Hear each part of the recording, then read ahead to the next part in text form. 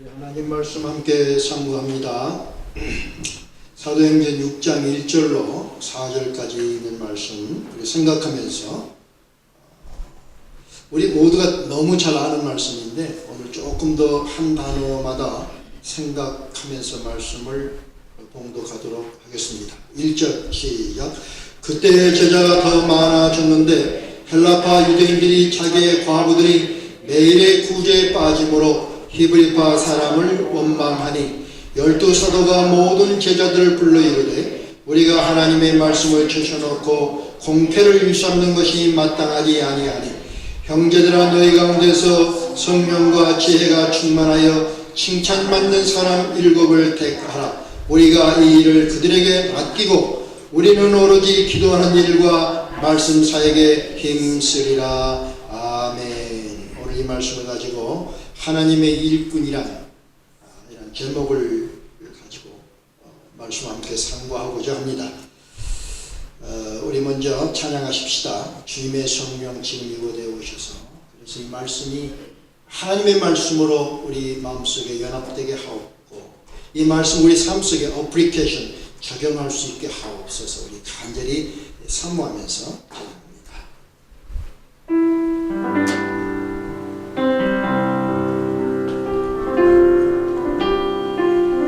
주님의 성령 지금 이곳에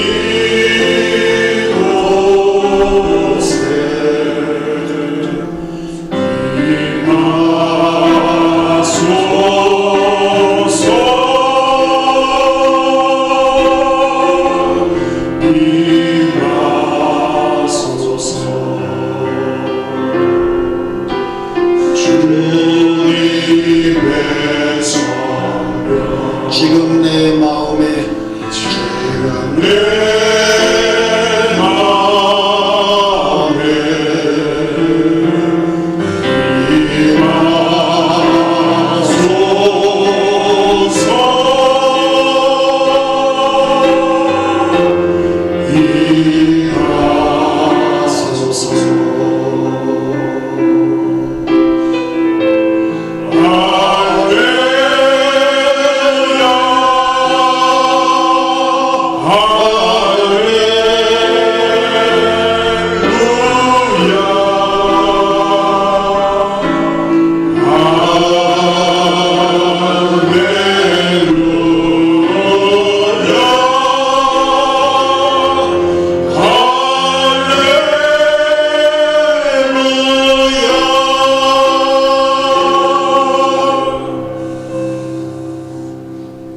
성령 하나님 오시옵소서.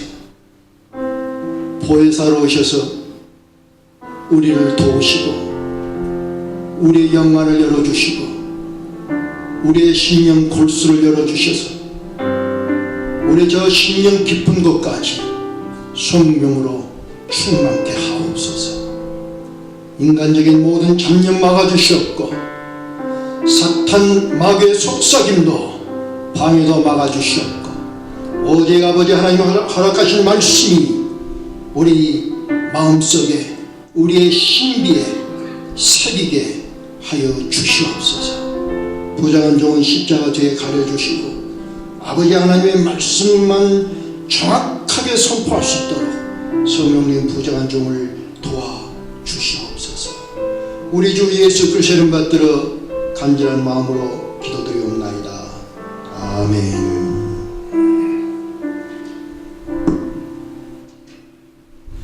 할렐루야. 반갑습니다.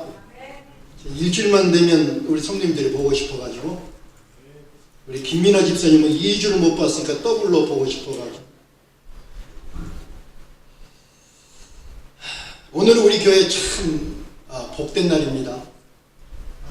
정말 아름다운 일꾼이 세워진다는 것은 큰 축복받은 날인데 그래서 축복과 또 축복이 되지 못할 경우도 있지만 하나님 말씀 안에서 우리가 분명하게 일꾼의 의미를 다 조명하는 그런 시간이 될 수 있기를 바랍니다. 우리 다 알죠. 하나님이 일꾼, 뭐 공부 많이 해서 청지기 다 아는데, 오늘은 지식을 말하는 것이 아니라 어플리케이션입니다. 하나님의 말씀을 내 삶 속에서, 교회 생활에서 정말 어떻게 신실하게 적용하는가, 어플리케이션이 오늘 중요하다. 여기에다 우리 강조를 두고 말씀을 상고하도록 하겠습니다.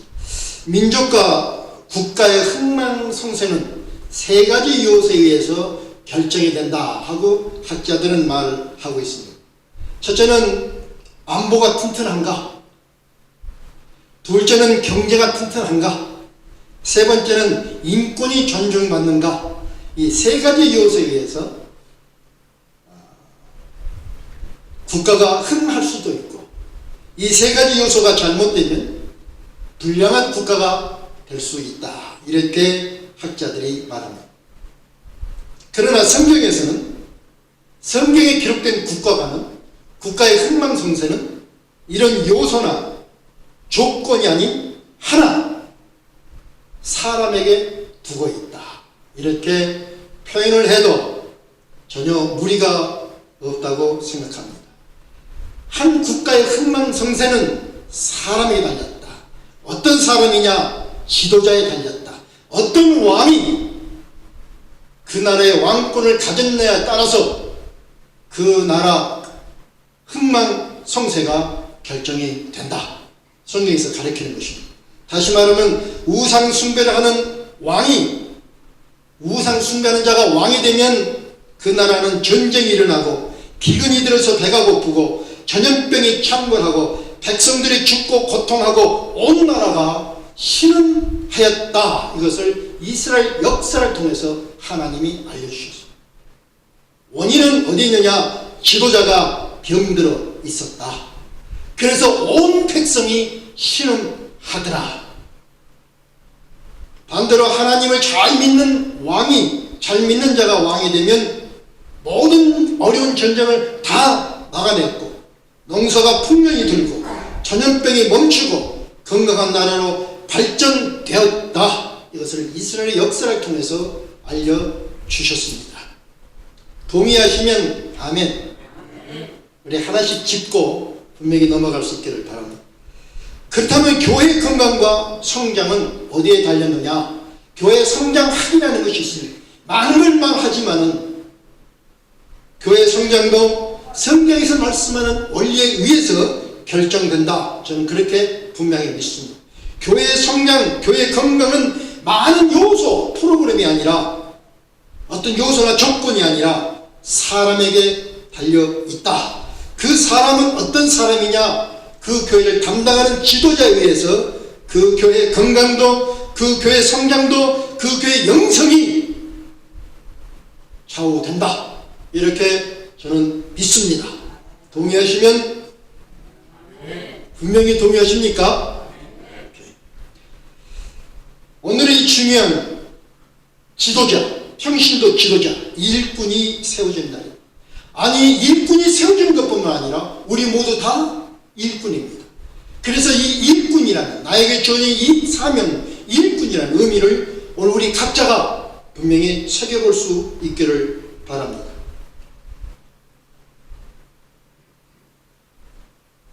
저는 특별히 오늘 하나님이 주신 일꾼을 통해서 그동안 연약했던 우리 교회 부분들이 보완되고 성장하게 성령님이 도와주실 것을 분명하게 믿습니다.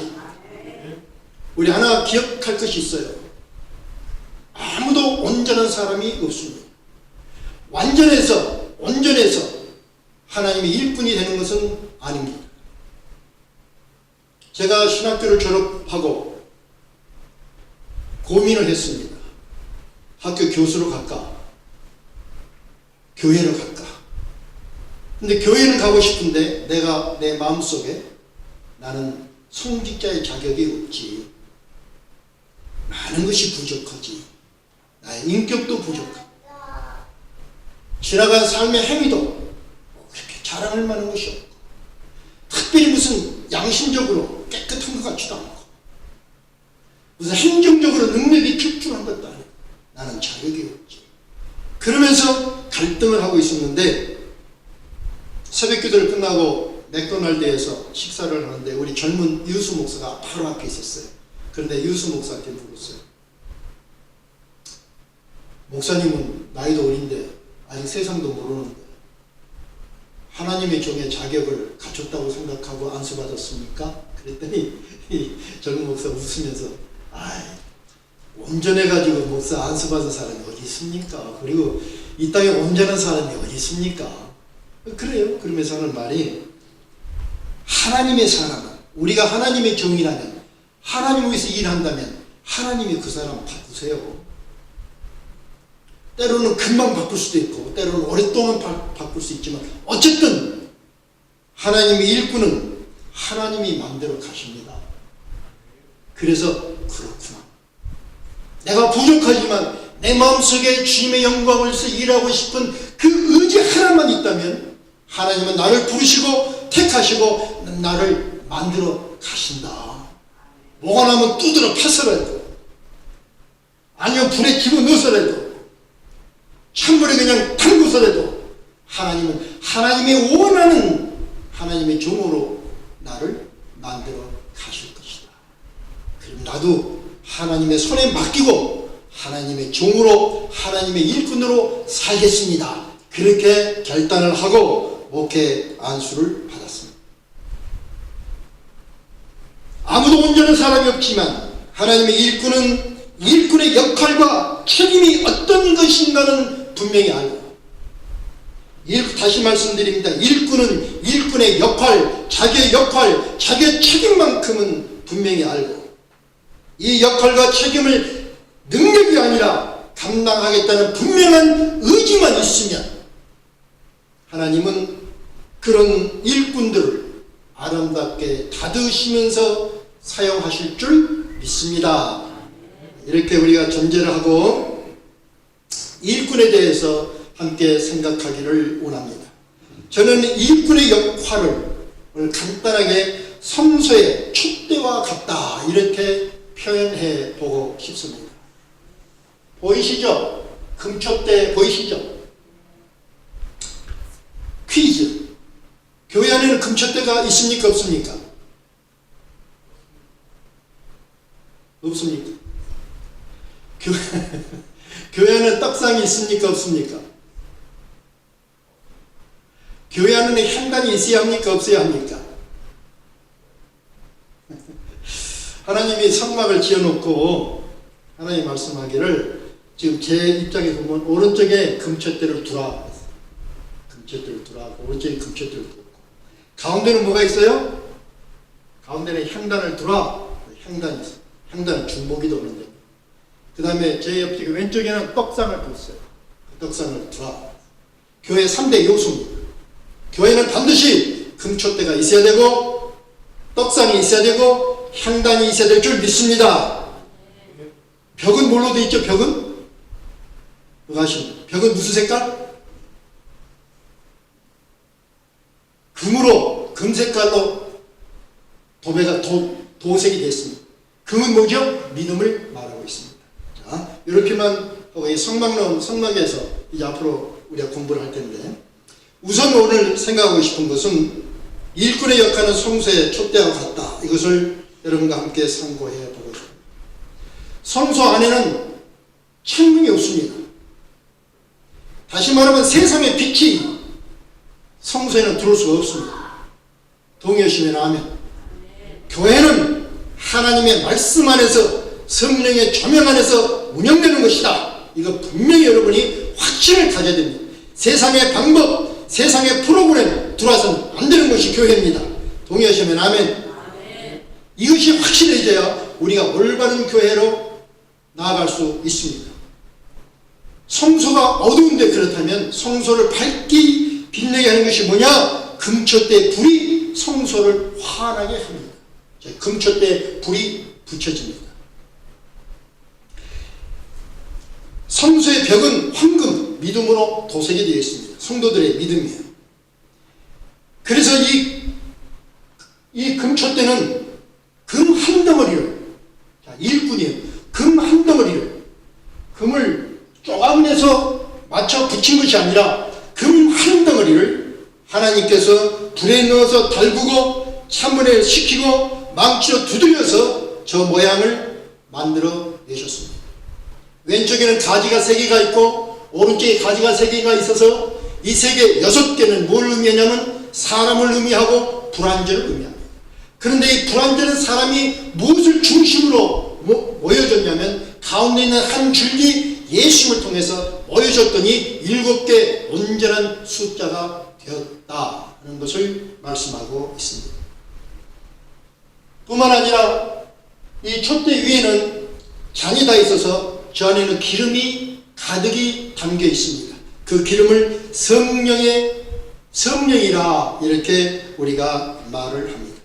그래서 성령에 불이 붙이면 비로소 금촛대가 빛을 발합니다. 금촛대가 불이 붙여서 빛을 발하면 불이 붙여지면 무엇이 보이냐면 향단이 보이고 금촛대가 빛을 붙이면 떡상이 보이고 금촛대에서 빛이 반사가 되면 벽에 도색되는 그런 황금의 빛이 반사가 되어서 황금빛이 찬란하게 비치는 성소의 모습이 만들어지는 것입니다. 그런데 금촛대 불이 꺼져버리면 성소는 어둠에 잠겨버립니다. 일꾼이 성령의 불이 꺼져버리면 교회는 어두워집니다. 교회가 어두워지면 중보기도가 없습니다. 기도가 없습니다. 기도는 하지요.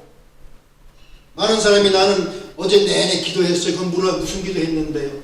대부분이 자기를 위해서, 자기 뭔가를 위해서, 자신을 위해서 기도하지만 하나님을 위해서, 교회를 위해서, 어려운 성도를 위해서 기도하는 향단의 불이 꺼져버리는 거예요.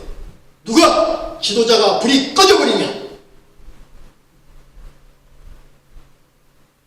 우리 교회는 우리 성도들이, 지도자들이 성령의 불이 밝게 빛나고 있는 줄 믿습니다. 믿습니다. 그래서 말씀도 어두워져 버리고 향단의 기도도 어두워져 버리고 그랬더니 반사가 없으니까 성도의 믿음이 드러나지 않고 빛을 내지 못하는 모양은 있으나 죽은 교회가 된다. 만약에 이 성소에 있는 금촛대 불이 힘해지면, 아니 우리 일꾼들이, 교회 지도자가 영성이 힘해지면 중보 기도도 말씀도 믿음도 힘해져서 모양은 있으나 능력이 없는 성소 교회가 되고 만다. 올립니다. 동의하시면 아멘. 제 이야기가 아니고 뭘 위해서 말하는 것이 아니라 성서의 원리를 분명히 말씀을 드립니다. 그렇게 교회 일꾼 지도자는 절대적인 영향을 가지고 있습니다. 이렇게 절대적인 영향을 가지고 있는 교회 일꾼의 기본 마음은 그러면 어떤 마음을 가져야 될까? 마태복음 9장 10절에 보면 예수님께서 모든 성과 촌에 두고 다니면서 천국 복음을 전파하시고 바쁘셨어요. 병든 자를 고치시고 모든 연약한 모습들을 고쳐줬어요.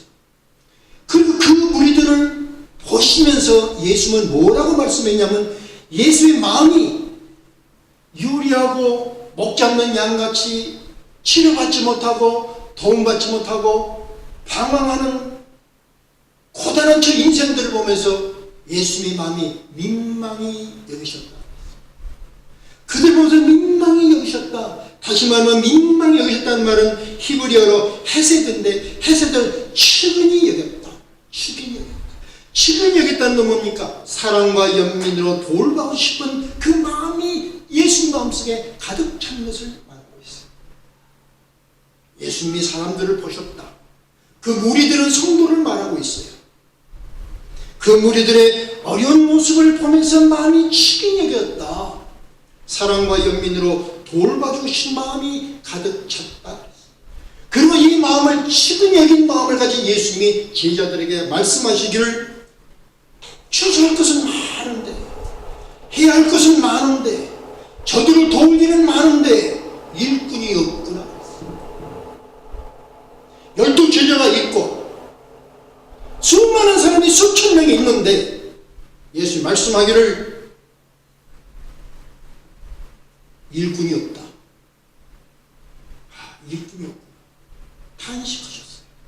그리고 아버지에게 이런 일꾼들을, 저 무리들을 보고, 연약한 자를 보고, 고난받는 자를 보고 사랑과 연민으로 돌봐주고 싶어하는 마음을 가진 그 일꾼들을 보내달라고 그렇게 청하라, 그렇게 기도하라고 예수님이 제자들에게 첫 번째 기도의 말씀을 주셨어요.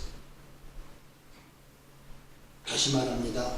예수님이 찾으신 일꾼은 어떤 마음을 가져야 되는가? 첫째는 성도가 어렵고 힘들 때 깊은 사랑과 연민을 가지고 돌봐주려는 마음을 가진 사람, 이런 사람을 하나님이 찾으십니다. 사도 바울은 많은 성도들 보면서, 많은 지도자들 보면서, 많은 장로들을 보면서 하는 말이 일만 스승은 있으되 복음의 아비가 없구나 하고 탄식했어요. 말로는 다 가르치는데, 말로는 다 하는데 아버지의 마음을 가지고 그 자식을 사랑해서 이 자식의 생명을 구원하고 이 자식의 생명을 새로운 삶으로 바꾸려는 그런 복음의 아버지의 마음을 가진 자가 없구나 하고 탄식했어요. 저는 여러분에게 묻습니다. 여러분은 스승입니까? 일만 스승의 한 분입니까? 아니면 복음의 아비의 심정을 가지고 성도의 한 분 한 분들과 관계를 맺습니까?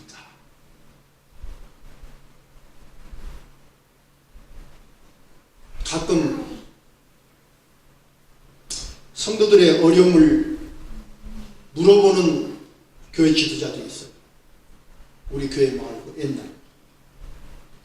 그래서 질문하는 그 본뜻은 무엇인가를 제가 유심히 들어요. 그런데 어떤 성도의 지금 환경, 지금 돌아가는 상황이 어떤가를 알고 싶어서 나에게 묻는 그 질문 속에는 뭐가 들었냐면,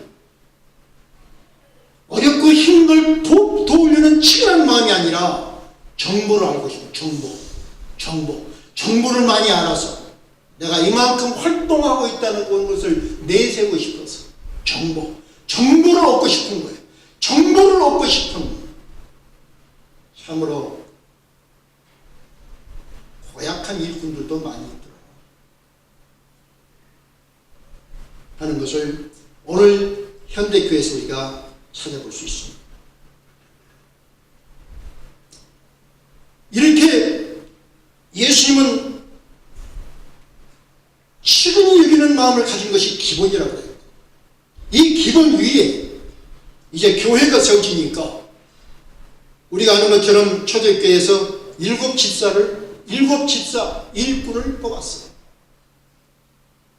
여기서 집사라고 하는 청지기요. 청지기는 하나님의 교회 안에서 일하는 일꾼을 말하고 있습니다. 이제 교회가 탄생했어요. 자, 여러분하고 다시 한번 교회의 올바른 의미를 다시 한번 정리해 보고 싶어요. 교회란 예수님의 피로 죄를 사해 주시고 부활로 새 생명을 부어놓으신 것이 교회다. 동의하시면 아멘. 두 번째는, 그러므로 교회 안에 가장 중요한 것은 그 대속과 부활을 말씀하시고 예언하시고 성취하시는 로고스 되시는 예수님, 그 예수님의 말씀을 전하는 것이 교회의 본질이다. 동의하시면 아멘. 그 말씀의 중심에는 언제나 무엇이 있어야 되느냐? 그 말씀의 중심에는 예수님이 있어야 되고, 예수님의 말씀의 중심에는 대속과 부활이 있어야 된다. 교회 생명이.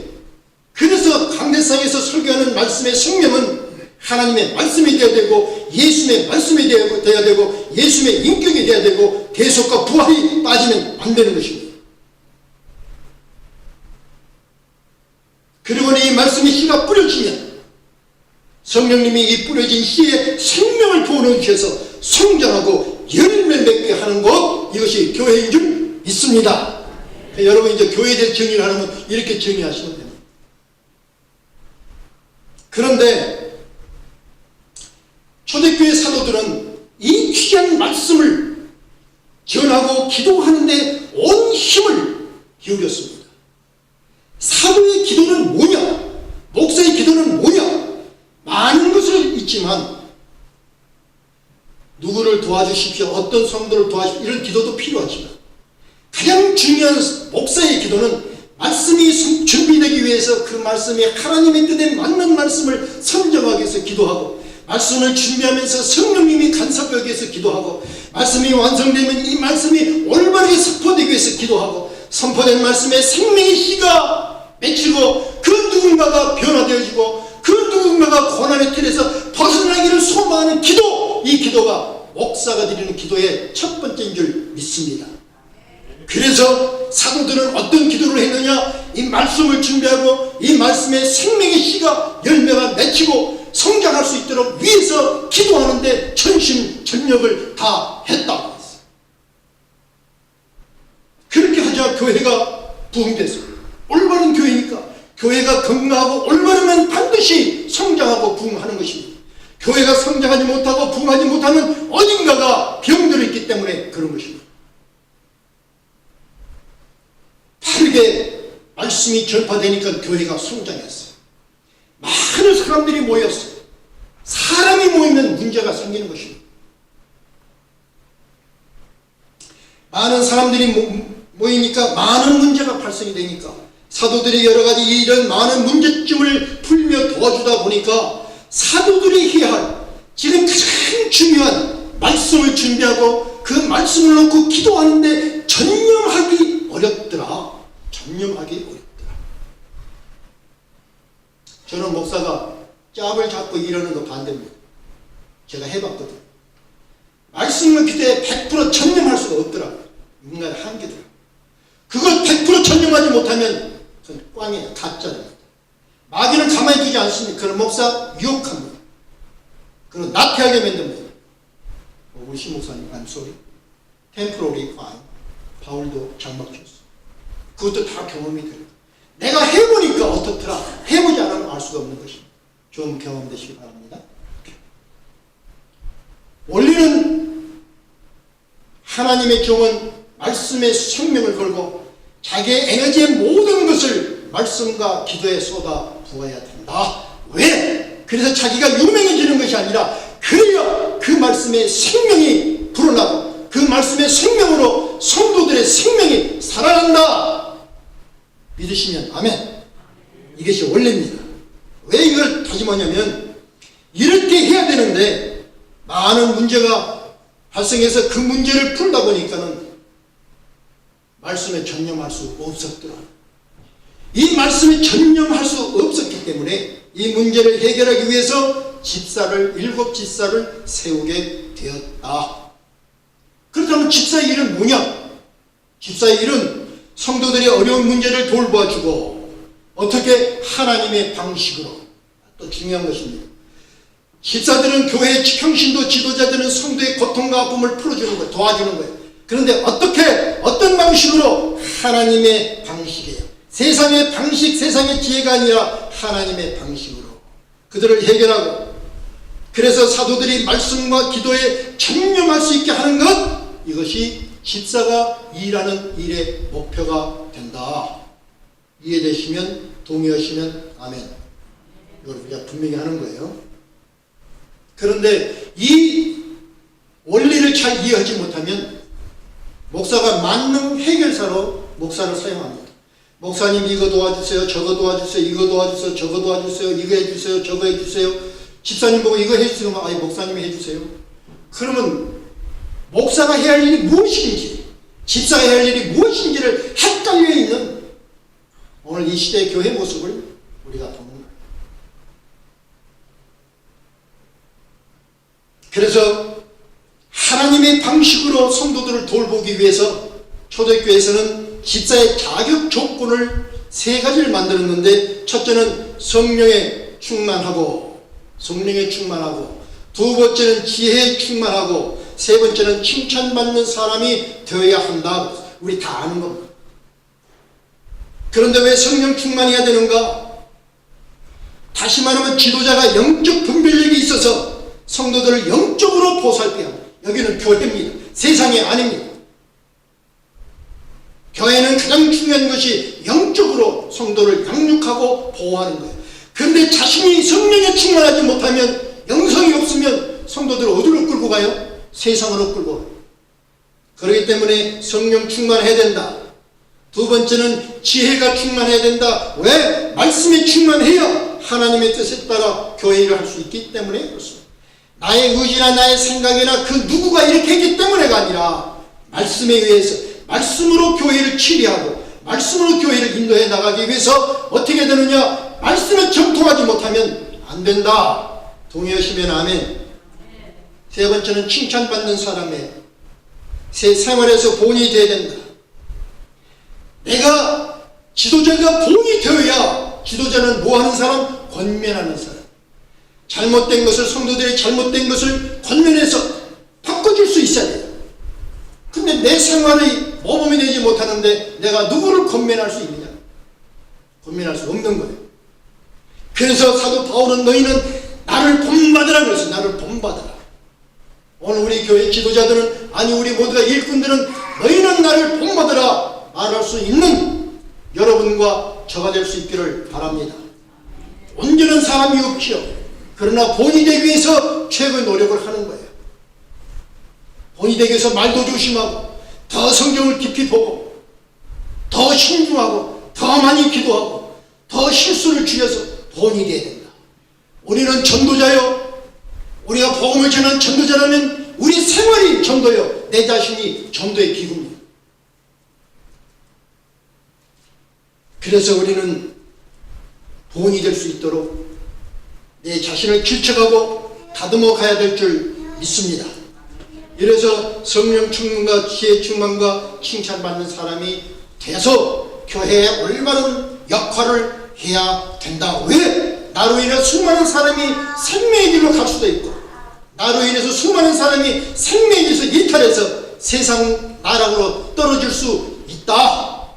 저는 그런 사람 많이 봤어요. 교회 안에서. 교회 안에서 말로는 거룩하지만 그 사람의 생활관, 가치관은 완전히 세상적인 사람이라, 개인적으로 말할 때는 세상적인 권면을 해서 거꾸로 어렵게 교회에 인도한 자들을 거꾸로 세상으로 끄집어 가는 많은 사람을 보았어요. 우리는 그런 실수를 해서는 안 될 줄 믿습니다. 자, 이렇게 기본이 됐어요. 그렇다면 일꾼들은 무엇으로 성도들을 섬기나? 무엇으로? 오늘 찬양할 때 나의 모든 것들이니 주여 나를 받으소서. 나의 모든 것들이니 주여 나를 받으소서. 여러분 모든 거 하나님께 다 드리셨어요? 여러분 하나님께 드리는데 아까울 거 있어요? 없지요? 그러면 집문서 내일 가져와 보세요.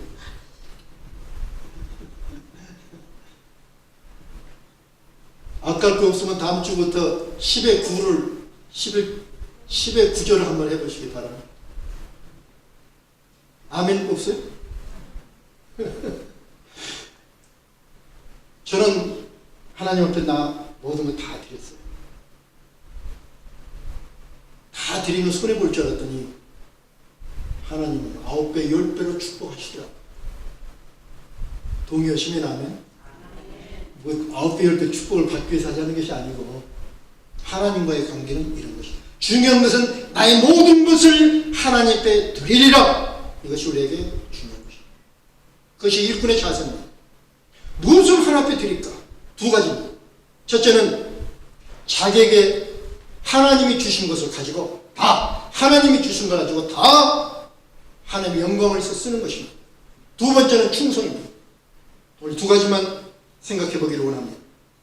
예수님이 디베랴 바닷가에서 5,000명의 무리를 3일 동안 부흥회를 했어요.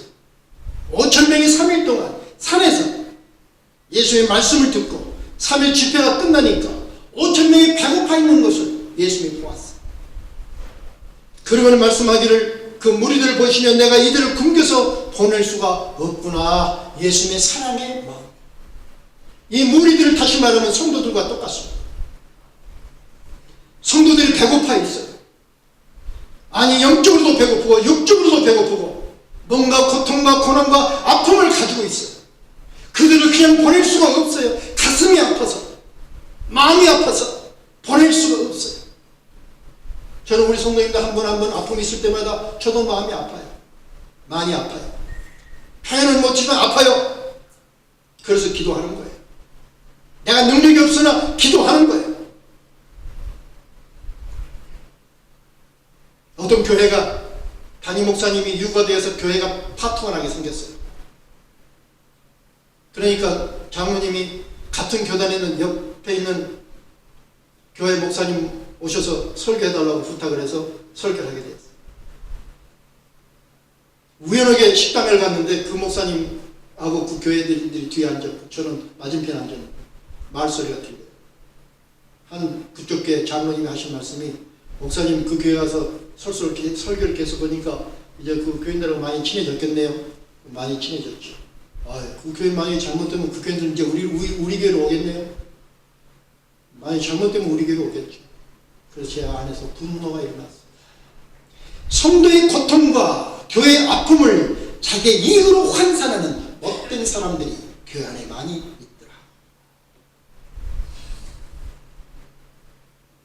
제자들에게는 그 성도들의 무리들의 배고픈 모습을 보시고 예수님 말씀하기를 저 5,000명에게 제자들에게 말하는 것, 저 5,000명에게 먹을 것을 주라. 그랬더니 제자들이 뭐라 그랬어요? 그럴 만한 돈이 없습니다. 시간도 없습니다. 그 물량을 만들 수 없습니다.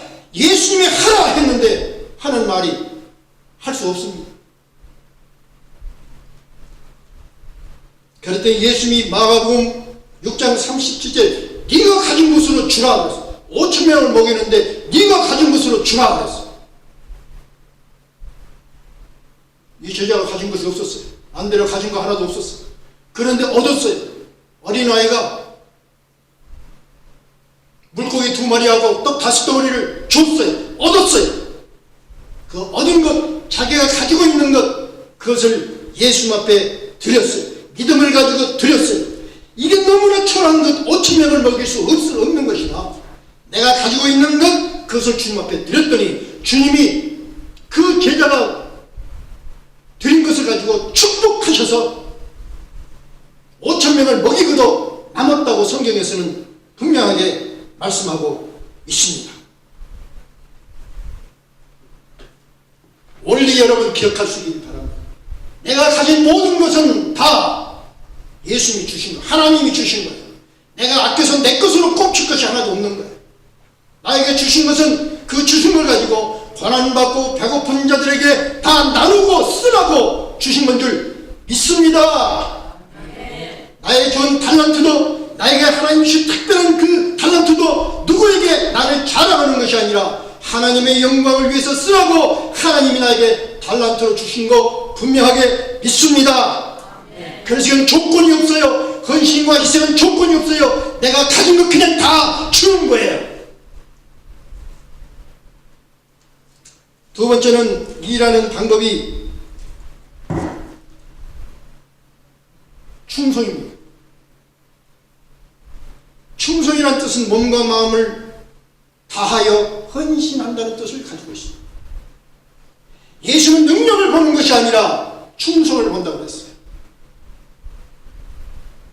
몸과 마음을 다하여 헌신하는 것을 본다고 했어요. 그 충성이 원어로 보면은 피스토스예요. 피스토스. 그런데 믿음은 피스타스예요.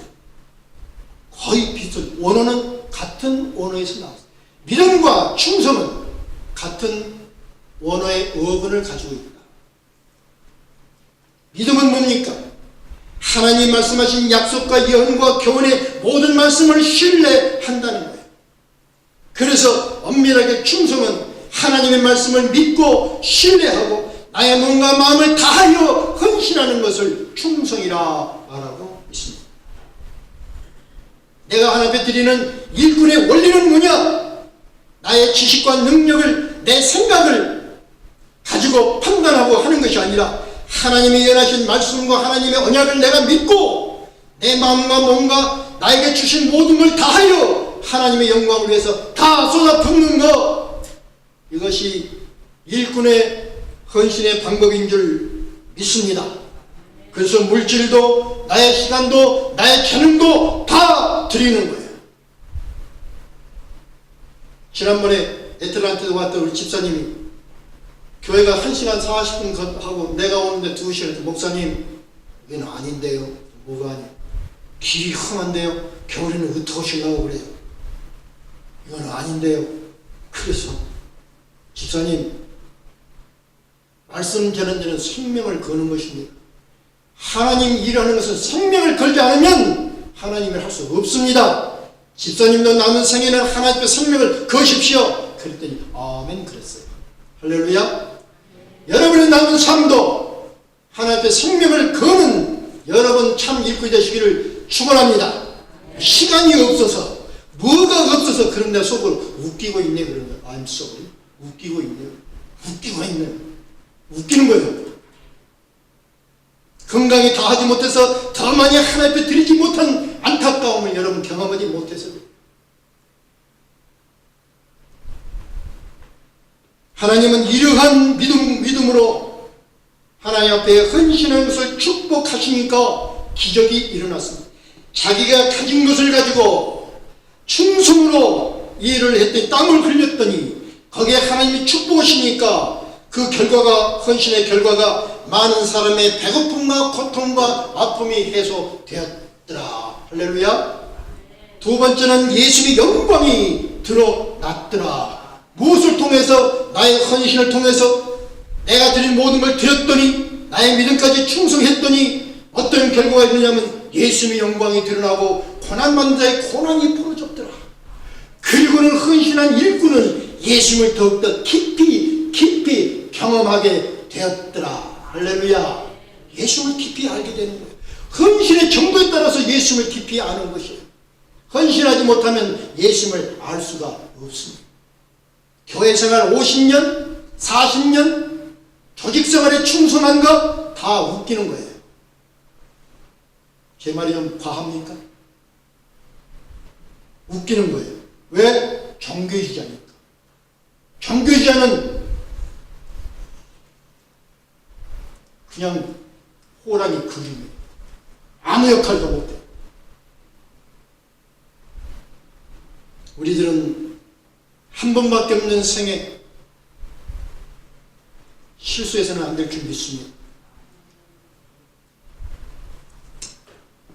이 모든 걸 드리는 거예요. 우리 하나님은 공짜가 없습니다. 이 세상의 원리는 공짜가 없습니다.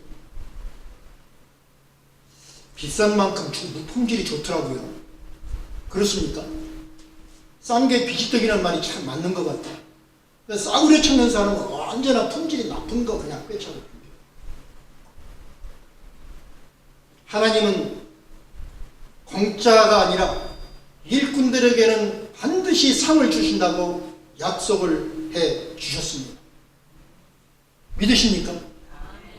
그래서 히브리서 기자는 11장 6절에 이렇게 말해요. 하나님께 나아가는 자는, 하나님을 믿는 자는 반드시 그가 계신 것과 하나님이 존재하시는 것을 믿고 똑같이 믿는 게 뭐냐면 또한 그가 자기를 찾는 자에게 상 주시는 것을 믿어야 할지라 그랬어요. 하나님이 계신 만큼 하나님은 반드시 상벌이 있는 하나님이다. 이거 분명히 알라고 했어요.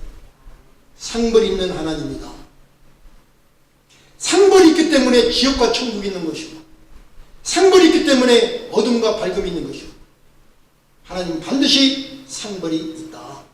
그런데 종교주의자는 이 상벌의 상의 상급을 바라보지도 못하고 소원도 갖지 못한다 하는 것을 생각합니다. 그래서 바울은 그 평생의 삶 속에서 하나님의 영광에서 일했지만 그 남은 삶 속에서 노년에 무슨 말을 했냐면 그래서 예수 안에서 하나님 위해서 부르신 부름의 상을 위하여 나는 지금도 쫓아가노라.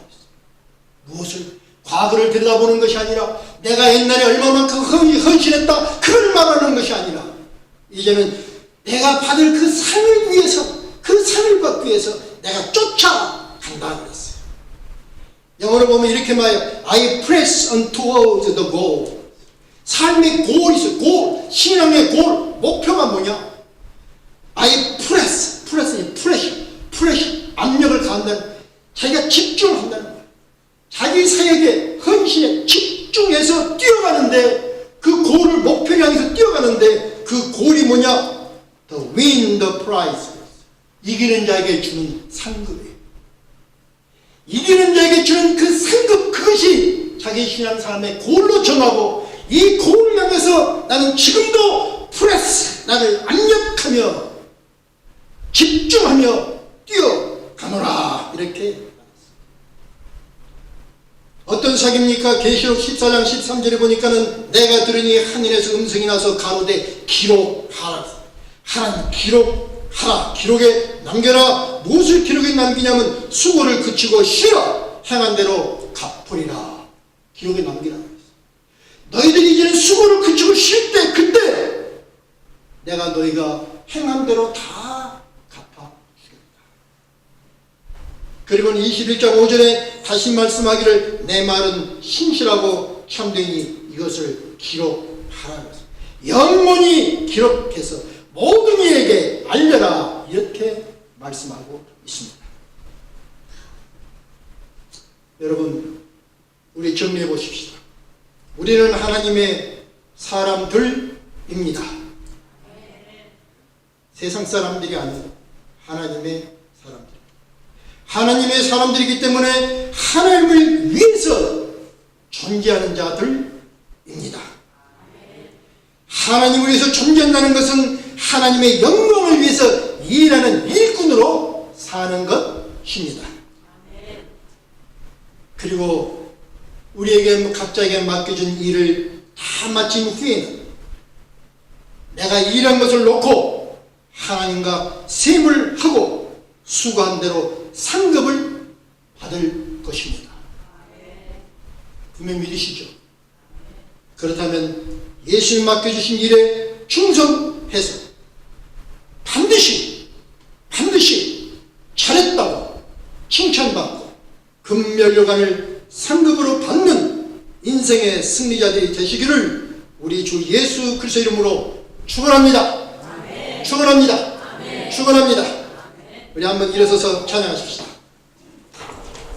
주를 앙모하는 자 올라가 독수리 같이.